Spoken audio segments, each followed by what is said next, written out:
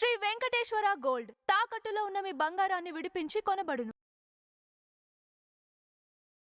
అన్న చంద్రబాబు నాయుడు గారు అంటే గతంలో వైసీపీ శ్రేణులు అరెస్ట్ చేసిన సందర్భం చూసాం.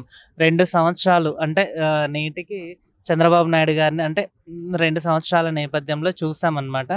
అసలు దాని పరంగా ఇప్పుడు అత్యధిక మెజారిటీతో చంద్రబాబు నాయుడు గారు విన్ అవ్వడం జరిగింది.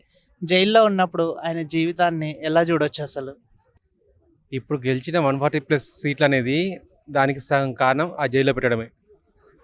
అది తనంతట తాను జగన్మోహన్ రెడ్డి బండ తీసుకొని తన నెత్తి మీద వేసుకున్నాడు అన్నట్టు.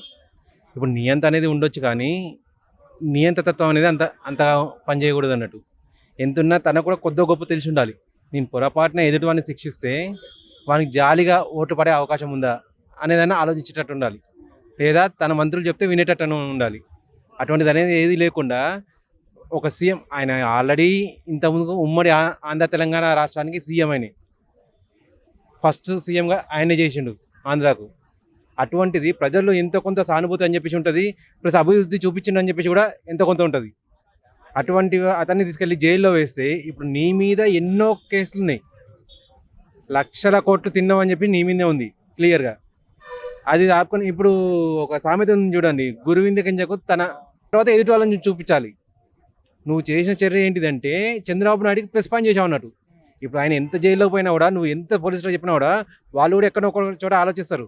ఈవెన్ నిన్ను కూడా అరెస్ట్ చేసిన తర్వాత వాళ్ళు కూడా ఆలోచిస్తారు, అరే ఈయన కూడా ఒక ఎక్స్ సీఎం, ఈయన పొరపాటున మనం ఏమన్నా అంటే రేపొద్దున మన మీదకి ఏమైనా రావచ్చేమో అన్నట్టుగా ఎంతవరకు విచారణ ఉండాలనో, ఎంతవరకు శిక్షణ అనేది వేయాలనో అంతవరకు ఆలోచిస్తారు వాళ్ళు తప్ప ఒక లెవెల్లో వెళ్ళాలని చెప్పి చూస్తారు అంతే తప్ప ఒక నార్మల్ ఖైదీని లేకపోతే ఒక కరడుగట్టిన ఖైదీని శిక్షించే పద్ధతిలో అయితే శిక్షించారు. ఇప్పుడు మీరు జైల్లో పెట్టారని అంటే ఆయనకు అది ఒక సానుభూతి పరంగా ఓటు పెరగడమే కాకుండా పిక్నిక్ స్పాట్ లాగా అయిపోయింది అన్నట్టు ఆయనకు.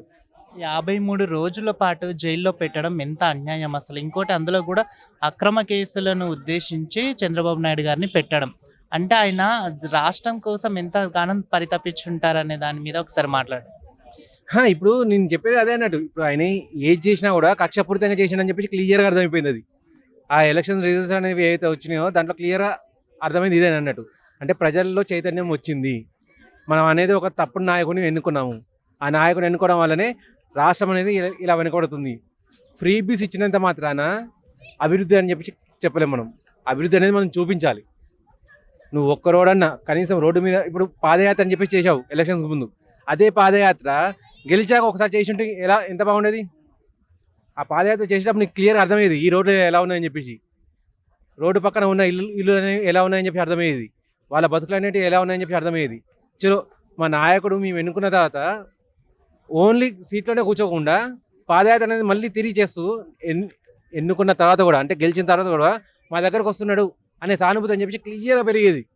అటువంటిది ఏది చేయకుండా ఒక మా ఎక్స్ సీఎంను 53 రోజుల పాటు జైల్లో ఉంచడం అంటే జస్ట్ కక్షపూరిత తనం అని చెప్పేసి క్లియర్గా అర్థమైపోయింది. ప్లస్ తప్పుడు కేసులు అని చెప్పేసి మీ మంత్రులే కాదు, మీ కార్యవర్గ సభ్యులే కాదు, మీ ఎలక్షన్లో పనిచేసే ఓటర్లే కాదు, ఆపోజిట్ వాళ్ళు కూడా క్లియర్గా తెలుసుకున్నారు అన్నట్టు. ఏదైనా కానీ చంద్రబాబు నాయుడు మీద చేసింది అనేది కక్షపూరిత చర్య అని చెప్పేసి. ఇప్పుడు ఆయన చేయాలనుకుంటే ఆయన కూడా మిమ్మల్ని జైల్లో పంపించవచ్చు, కానీ ఆయనకు ఆ మాత్రం విఘ్నత ఉంది. ఆయన ఇంతకుముందుకు ఎన్నోసార్లు సీఎం చేసిండు, ఆయనకు రాష్ట్రం అంటే ఏంటో తెలుసు, ప్రతిపక్ష నాయకుని ఎలా చూడాలో అని చెప్పి కూడా తెలుసు.